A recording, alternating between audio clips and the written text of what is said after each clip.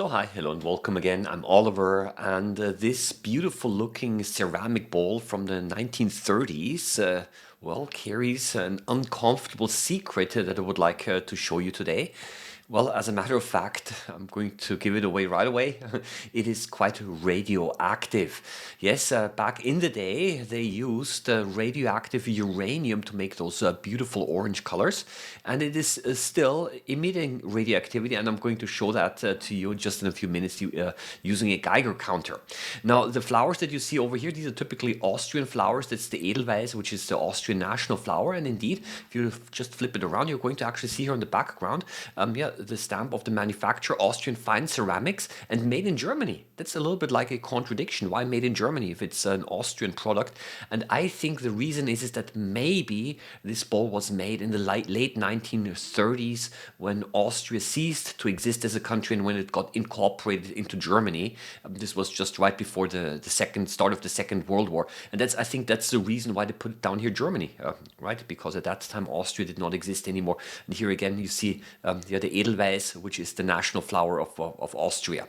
Now, a little bit about the history of this. I got this bowl. It's from my mother, who got it again from her own grandmother. So this goes back to my great-grandmother. My mother told me that indeed this must be from the 1930s.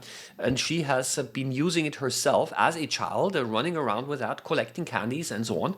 And not knowing that actually this orange paint over here is actually quite radioactive. I'm going to show that to you just by having a Geiger counter here.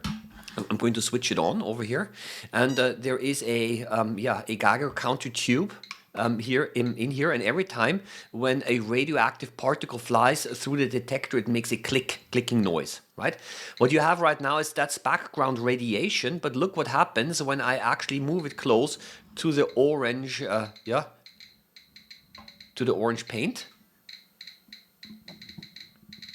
Yeah, I'm going to also flip the microphone down so that you can actually hear the clicking sound better.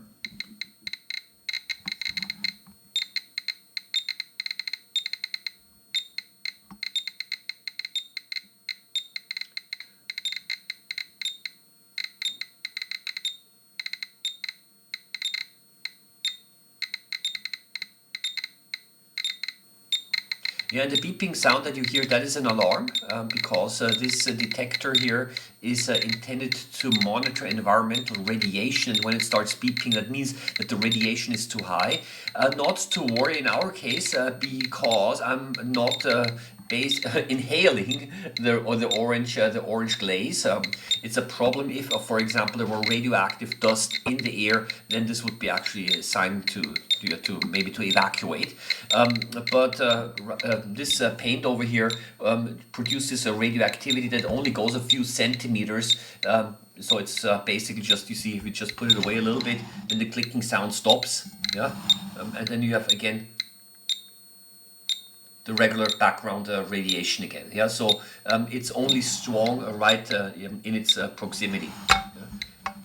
Now, as unusual as it might seem, it was actually fairly common back in the day to use uranium to make those orange colored glazes. I've seen some plates that were completely covered in orange, and they're quite radioactive.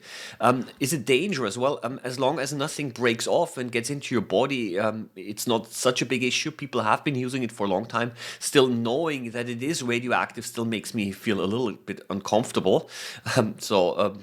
Carrying this close to your body for extended time periods is certainly something that I probably don't want to do.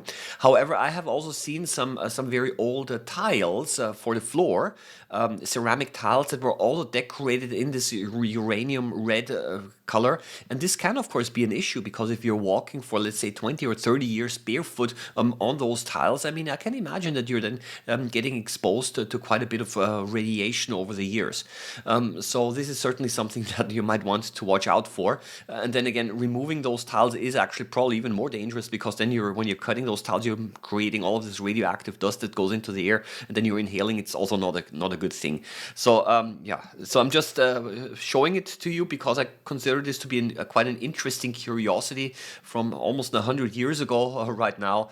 And beautiful looking on the outside. Maybe not according to my taste, really, because it's so highly decorated. But I consider the science behind it actually even at least as fascinating. Who would have thought? Yeah, a radioactive ceramics. I wish you all the best. Yeah, and hope to see you again in the next video. Bye bye.